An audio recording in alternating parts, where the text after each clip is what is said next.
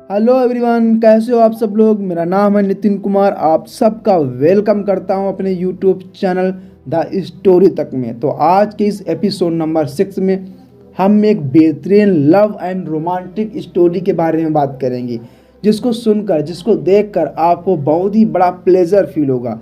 क्योंकि जो कहानियाँ होती हैं हमारे जीवन का आईना होती हैं, हमारे लाइफ का आईना होती हैं। तो चलिए स्टार्ट करते हैं। कहते हैं कि मरने से पहले कोई इंसान झूठ नहीं बोलता। दरअसल जब किसी इंसान को इस बात का एहसास हो जाए कि वो मरने वाला है, तो उसके मुंह से निकला हुआ एक एक शब्द की बड़ी कीमत होती है। खासकर तब जब मजिस्ट्रेट के सामने किसी का बयान हो रहा हो। उन बयानों को जब कोर्ट में पेश किया जाता है तो जज भी उन बयानों को बड़ी गंभीरता से लेकर आरोपी को सजा सुनाता है। दरअसल आज की जो कहानी मैं आपको सुनाने जा रहा हूँ, इस कहानी में कुछ ऐसा ही होता है। लेकिन जो बयान दिए जा रहे हैं वो जज या कोर्ट के सामने नहीं, या मजिस्ट्रेट के सामने नहीं, बल्कि वो अपनी भाभी के साथ कुछ ऐसा होता है वो दिए जाते हैं। बयान सुनने के बाद उसके भाभी के पैरों के तले जो जमीन होती है वो खिसक जाती है। दरअसल एक लड़की ने 7 जन्मों तक जीने मरने की कसमें अपने पति के साथ खाई थी, लेकिन वो अपने पति के साथ महज 7 दिन तक ही जिंदा रहती है। लेकिन 7 दिन उसने एक एक पल को कितनी मुश्किल से जिया होगा, शायद वो आपको इस बात से अंदाज़ा भी नहीं होगा। दरअसल उस लड़की के साथ जो हुआ, उसके साथ वो वाकई में बहुत भयानक था। इस कहानी को सुनने के बाद आपको शायद ऐसा ही लगे कि कोई पढ़ा लिखा इंसान ऐसा कदम नहीं उठा सकता, जबकि जो व्यक्ति जो कदम उठाता है वह पेशे से इंजीनियर होता है। तो दोस्तों, जो कहानी में की बात करने जा रहा हूँ वो उत्तर प्रदेश का एक ज़िला है हमीरपुर। हमीरपुर में एक कॉलोनी लगती है PW।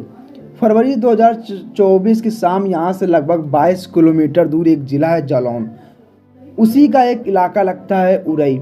विजय, उनकी जो बारात थी वो हमीरपुर सदर कोतवाली क्षेत्र से जब बारात जाती है तो बारात में घर के लोग भी और बाराती लोग भी और परिवार रिश्तेदार सभी लोग उसमें शामिल होते हैं।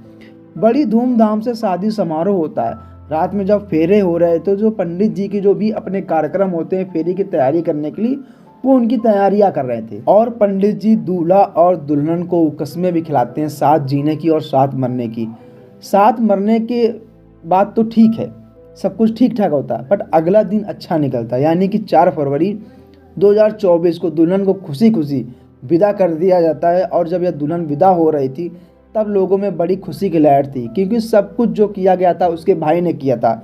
भाई की वो ऐसी बहन थी इकलौती, क्योंकि माता और पिता पहले ही मर चुके थे।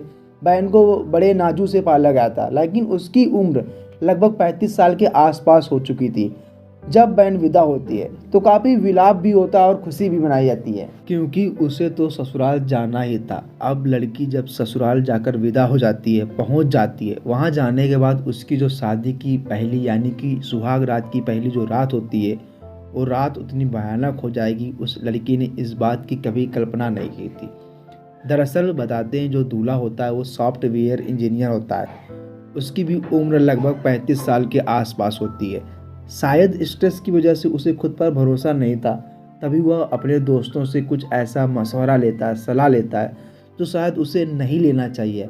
एंड मैं आप सबको रिकमेंड करता हूँ कि कभी भी ऐसा मत करो। शायद दोस्तों से उसने गलत सलाह ले लिया था और बातचीत करने के बाद सीधा अपनी बीवी के पास जाता है और कुछ खा लेता है। बताते हैं ऐसा दावा किया जाता है कि वो शक्तिवर्धक अब उसने गोलियां खाई। गोलियां खाने के बाद वो अपनी पत्नी के पास जाता है और उसके साथ सुहाग रात मनाने की कोशिश कर रहा था, लेकिन पूरी रात निकल जाती है। वो अपनी पत्नी के साथ कुछ इतना गंदा एंड घिनौना कृत्य कर देता है जिसका कोई हवस का पुजारी करता हो ऐसा करता है। और वह किसी लड़की या किसी महिला के साथ बलात्कार करता हो, वो इस तरीके से अपनी पत्नी के साथ घिनौना कृत्य करता है। पूरी रात वो अपनी बीवी के साथ कभी नेचुरल कभी अननेचुरल तरीके से उसके साथ संबंध बनाता है, जो कि बहुत ही अप्राकृतिक रूप से घिनौना था। जब उसकी पत्नी ने विरोध किया कि ये सब क्या कर रहे हो, तो उसने अपनी पत्नी को पहले ही रात में उस दरिंदे ने उसको पीटा भी, डांटा भी, मारा भी। लेकिन वह अपनी जब उसकी हसरत पूरी नहीं हो रही थी तो वह उसके साथ ऐसा ही गंदा और घिनौना काम करता रहा। दरअसल आरती ने इस बात का विरोध भी नहीं कर पाई, क्योंकि पहला दिन था ससुराल में। कुछ कहेगी तो शायद किसी को बुरा भी लग सकता है। और कहते हैं कि यह सब प्रक्रिया होती है और प्रक्रियाओं से गुजरना पड़ेगा। अगला दिन निकलता है। दिन निकलने के बाद उसकी तबीयत थोड़ी बिगड़ने लगती है। उसे उल्टियाँ होने लगती है। वो समझ नहीं पा रही थी कि उसके साथ हुआ क्या है। एक फॉर्मेलिटीज़ के तौर पर उसके ससुराल वालों ने एक डॉक्टर को बुलाकर के कुछ दवाइयाँ दिलवा दी, जिससे कि उसे आराम मिल जाए। अब एक और रात आती है, यानी कि दूसरी रात। दूसरी रात भी उसके साथ ठीक वैसा होता है जैसा पहली रात में हुआ था। दूसरी रात में भी गोलियों का प्रयोग किया गया और उसके बाद भी उसके साथ शारीरिक संबंध बनाए गए। उसने विरोध भी किया, लेकिन विरोध के बाद उसका कुछ काम नहीं आ रहा था। उसके साथ जैसा घिनौना गंदा कृत्य हुआ, प्राकृतिक अप्राकृतिक, उस साथ यौन संबंध बनाए गए और उसका पूरी तरीके से पतार भी किया गया। दूसरी रात भी उसकी हालत बिगड़ने लगी थी। वो परेशान होने लगती है। ससुराल में वो उसका दूसरा दिन था, इसलिए अपनी अपनी ज़िंदगी से जुड़ा हुआ जो सच उसके सामने हो रहा था, पहली रात दूसरी रात को समझ नहीं पा रही थी। किससे कहे, किससे क्या करे, क्या ना करे, क्या वो करे, वो कुछ नहीं समझ पा रही थी। दूसरी रात भी निकल जाती है और तीसरी रात भी उसके साथ यही होता है और दूल्हा उसको जितना जी चाह रहा था उसके साथ उसी तरीके से व्यवहार कर रहा था। उसकी पत्नी के साथ ये क्या हो रहा उसको बिल्कुल नहीं अंदाजा था, जबकि उसकी पत्नी के जो आंतरिक अंग थे वो डैमेज भी हो रहे थे। तीसरा दिन यानी कि वो अपनी जेठानी से बताती है कि मेरी तबीयत बहुत ज़्यादा ख़राब है, मैं समझ नहीं पा रही हूँ, आखिरकार मैं क्या करूँ। उसे लगातार उल्टियाँ पे उल्टियाँ हो रही थी। किसी छोटे मोटे डॉक्टर को दिखाया, लेकिन उससे कुछ फर्क नहीं पड़ता उसके शरीर में। लेकिन उसकी जेठानी होती है। जेठानी ने लड़की के मायके वालों को सूचना दी कि तुम्हारी बहन की तबीयत बिगड़ रही है, समझ नहीं आ रहा है आखिरकार बात क्या है, उसे आकर देख लो, हो सके तो कहीं से अच्छी जगह से उसका इलाज करा दो। लड़की वाले आखिरकार इस बात को सुनते हैं और सुनने के बाद उन्हें समझ नहीं आ रहा था कि अभी तो 2 दिन पहले उसकी तबीयत ठीक थी, पहले यहाँ से जब विदा किया था, लेकिन आखिरकार हुआ क्या है। 1 से 2 दिन लग जाते हैं, यानी कि 7 फरवरी 2024 को लड़की का भाई उसके पास आता है और जाने के बाद जब देखता है तो लड़की की हालत वाकई बहुत ज़्यादा ख़राब थी। लड़का समझ से परे था, इसलिए उसे अपनी बहन को यहाँ से लेकर सीधा कानपुर जाता है। कानपुर के एक प्राइवेट नर्सिंग होम में अपनी बहन को एडमिट करा देता है। जब बहन का इलाज चल रहा था तब भाभी उससे पूछ बैठती है कि आखिरकार बेटा क्या बात है, तुम इतनी परेशान क्यों हो, तुम्हारी तबीयत इतनी ख़राब क्यों है, क्या वजह है। तब वो अपनी भाभी को पूरी कहानी बयां करती है कि उसका जो पति है गोलियां खा करके उसके साथ गलत कृत्य करता है, जिससे उसकी तबीयत लगातार बिगड़ती चली गई और उसके साथ प्राकृतिक अप्राकृतिक हर तरीके से उसका संबंध बनाया गया। डॉक्टर्स ने इलाज तो शुरू कर दिया था 8 फरवरी 2024 को, और इलाज जब शुरू होता है तो जैसे तैसे वक्त आगे बढ़ रहा था, वैसे वैसे उस लड़की की हालत ज़्यादा बिगड़ती जा रही थी। वो समझ नहीं पा रही थी कि आखिरकार हो क्या गया है और डॉक्टर भी नहीं समझ पा रहे थे कि आखिरकार इसके साथ हो क्या रहा है। अभी एक डॉक्टर आती है जो उसको समझने की कोशिश करती है।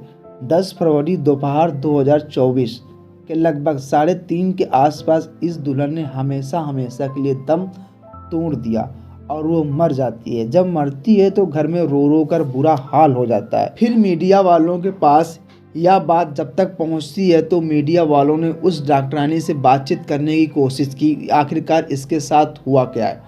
तब डॉक्टर ने दबी जुबान में अपना नाम छापने की शर्त पर यह बताया कि इस लड़की के साथ कुछ ऐसा हुआ कि कई लोगों ने मिलकर इसका सामूहिक बलात्कार किया हो, सामूहिक गैंग रेप किया हो। इससे इतनी प्रताड़ना दी गई है जिसकी वजह से इसके शरीर के आंतरिक अंग थे वो डैमेज हो चुके हैं। फिर उसके बाद इसका पोस्टमार्टम भी कराया जाता है और जब यह सब इसका अंतिम संस्कार के लिए पहुंचता है तो परिवार वालों का, गांव वालों का, मोहल्ला वालों का रो रो कर बुरा हाल हो जाता है। लोग सोचने पर मजबूर हो जाते हैं कि जब भाभी के सामने एक मीडिया कर्मी ने अपना कैमरा लगाया, उससे पूछा कि क्या बात है, क्या आप बता सकते हैं। तब उसने बताया कि उसके पति ने कुछ शक्तिवर्धक गोलियां खाने के बाद उसके साथ शारीरिक संबंध बनाए थे, जिसकी वजह से उसकी हालत ऐसी हो गई और उसके बाद इलाज के दौरान उसकी मृत्यु हो गई। वो वक्त पर उसका अगर इलाज करा देती तो शायद वो जिंदा होती। उसके साथ ऐसा कुछ नहीं होता। जब लोग यह कहने लगे कि यह लड़की वाकई बहुत अभागी थी।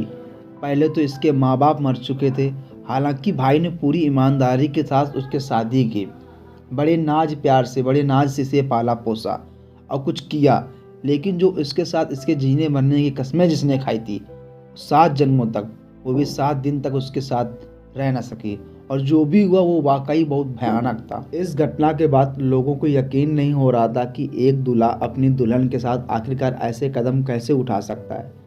हैरान करने वाली बात यह भी थी कि जब मीडिया में ये खबर प्रकाशित होती है कि उसे पता चलता है कि यह पता नहीं है कि ऐसे कौन से दोस्त होंगे, किस पर्वत के दोस्त होंगे जिन्होंने ऐसी सलाह या मशवरा एडवाइस अपने फ्रेंड को दे दी, जिससे उसके पत्नी की जान चली गई।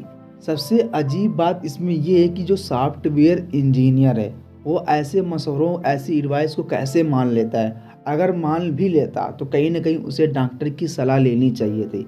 एंड उसने अपनी पत्नी का जो इलाज है वो टाइम पर ना कराकर अपनी पत्नी का जान वहाँ से गवा बैठा।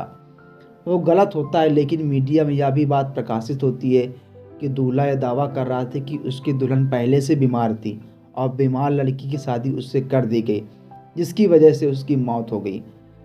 तो हेलो दोस्तों, अगर आपको इस कहानी से कहीं ना कहीं कुछ सीखने को मिलता है कि हमें अपने दोस्तों को वही सलाह माननी चाहिए जो राइट हो, एंड अगर ऐसा करते हैं कहीं ना कहीं तो वो नियम के, नेचुरल के खिलाफ है। और लड़की के ससुराल वाले उसके भाई पर उल्टा आरोप लगा रहे थे कि आपने हमसे जो शादी की थी अपनी बहन की, वो पहले से बीमार थी और बीमार होने की वजह से उसकी मृत्यु हो गई।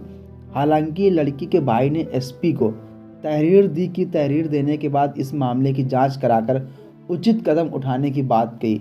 अब आगे क्या होगा यह तो खैर जांच के बाद ही स्पष्ट हो सकेगा, लेकिन मीडिया में जिस तरीके की खबर आई है वो वाकई अपने आप में हैरान करने वाली बात है और परेशान करने वाली बात है।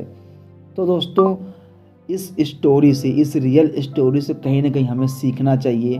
अपने इन्वायरमेंट में, आपके दोस्त, आपके फैमिली में अगर कोई ऐसा काम करता है, ऐसा एजुकेशन लेता है, ऐसी चीज़ें उसके दिमाग में बैठी हैं, तो आप उसके एक वास्ट का काम करें। आप उन चीज़ों को उसके दिमाग से, उसके थॉट से रिमूव करें और लोगों को बेस्ट एडवाइस ही दें जिससे किसी की जान न जाए। कहीं ना कहीं इस कहानी में ये भी समझ में आता है कि जो व्यक्ति कस्में खा सकता है साथ जीने की, साथ मरने की, सातों जन्म तक, वो अपने पत्नी की जान कैसे ले सकता है। खैर, ये तो रिपोर्ट आने के बाद, जांच के बाद ही पता चलेगा। तो चलिए दोस्तों, अगर आपको ये स्टोरी कुछ समझ में आई हो तो आप कमेंट बॉक्स में ज़रूर बताएं एंड अपना खुद का एडवाइस दें कि इस स्टोरी में और क्या इम्प्रूव किया जा सकता था। चलिए मिलते हैं नेक्स्ट एपिसोड 7 में। जब तक के लिए धन्यवाद, टाटा बाय बाय।